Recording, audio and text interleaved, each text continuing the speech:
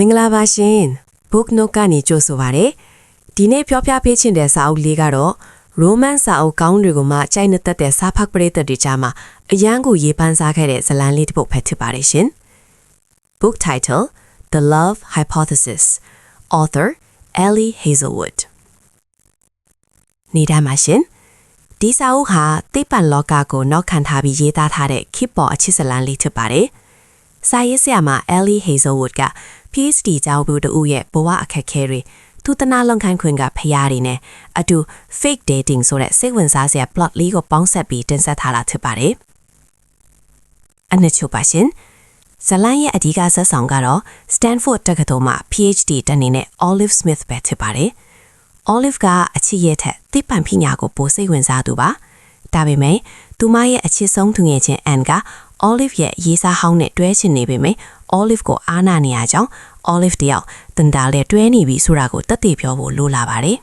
။ဒါကြောင့်အလောတကြီးနဲ့ရှေ့မှာတွေ့တဲ့ပထမဆုံးလူကိုဆွဲနှမ်းလိုက်ရကနေပြဿနာတွေစလာပါတော့တယ်။အဲ့ဒီလူကတော့တက္ကသိုလ်တစ်ခုလုံးကကြောက်တဲ့စီကန်းကြီးပြီးမျက်နှာသေးနဲ့နေတတ်တဲ့ပါမောက္ခ Dr. Adam Carlson ဖြစ်နေလို့ပါပဲ။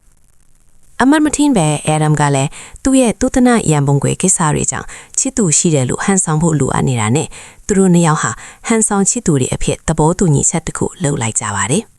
။တယောက်နဲ့တယောက်လုံးဝမတူညီတဲ့စရိုက်တွေရှိကြပေမဲ့အတူတူရှိနေရင်နဲ့ Adam ရအေးစက်တဲ့အမူအရာတွေနောက်ကနှွေးထွေတဲ့စိတ်နှလုံးကို Olive မြင်လာရပါတယ်။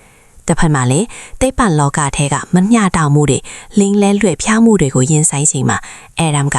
Olive ဘက်ကနေအခိုင်အမာရပ်တည်ပေးခဲ့ပါတယ်။ဟန်ဆောင်မှုကနေအစားပြုခဲ့တဲ့သူတို့ရဲ့ဆက်ဆံရေးဟာတကယ်အချစ်စစ်စစ်ကိုဘယ်လိုဥတည်သွားမလဲဆိုတာကိုရဲမောစရာရင်ခုန်စရာအခန်းလေးတွေနဲ့ဖတ်ရှုရမှာဖြစ်ပါတယ်။သင်ခန်းစာပါရှင်။သင်ခန်းစာတစ်ခုက communication is key ပွင့်လင်းစွာပြောဆိုဆက်သွယ်ခြင်းပါ။ဇလန်ထဲကပြဿနာတော်တော်များများဟာတယောက်နဲ့တယောက်တဲ့မပြောပဲထင်ချေးဖြစ်ရကနေစတာပါ။ဒါကြောင့်ဘယ်လိုဆက်ဆံရေးမျိုးမှာဆိုရောသားပွင့်လင်းစွာပြောဆိုဖို့အရေးကြီးကြောင်းသင်ခန်းစာရနိုင်ပါတယ်။သင်ခန်းစာတစ်နေ့က imposter syndrome မိမိကိုယ်ကိုတန်ရာဖြစ်ခြင်းပါ။အရေးချင်းရှိပါလျက်နဲ့ကိုမတော်ဘူးလို့ထင်နေတတ်တဲ့ PhD ကျောင်းသားရဲ့စိန်ခေါ်မှုကိုဖော်ပြထားပါတယ်။ကိုယ့်ရဲ့တန်ဖိုးကိုယုံကြည်ဖို့နဲ့မှန်ကန်တဲ့သူကဘေးကနေပန်းဖိုးပေးရင်ဘယ်လိုအောင်မြင်နိုင်လဲဆိုတာပြသနေပါတယ်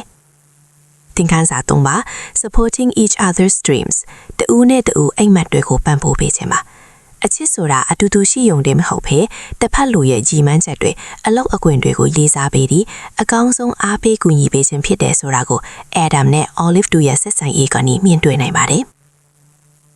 ဒီစာအုပ်လေးဟာဖတ်ရတာပေါ့ပါနဲ့စိတ်ကြည်နူးစရာကောင်းတယ်လို့သိပ္ပံပညာရှင်တွေရဲ့ဘဝကိုလည်းတမျိုးဆန်းဖစ်စွာမြင်တွေ့ရမှာမို့ဖတ်ကြည့်ဖို့တိုက်တွန်းခြင်းပါတယ်ရှင်။သင်မှလည်းအခုလိုရင်ခုန်စရာကောင်းတဲ့အချစ်ဇာတ်လမ်းမျိုးရှိပါသလား။နောက်တစ်ခါဘေးစာအုပ်အကြောင်းနားထောင်ခြင်းတည်းလဲပြောခဲ့ပါဦးနော်။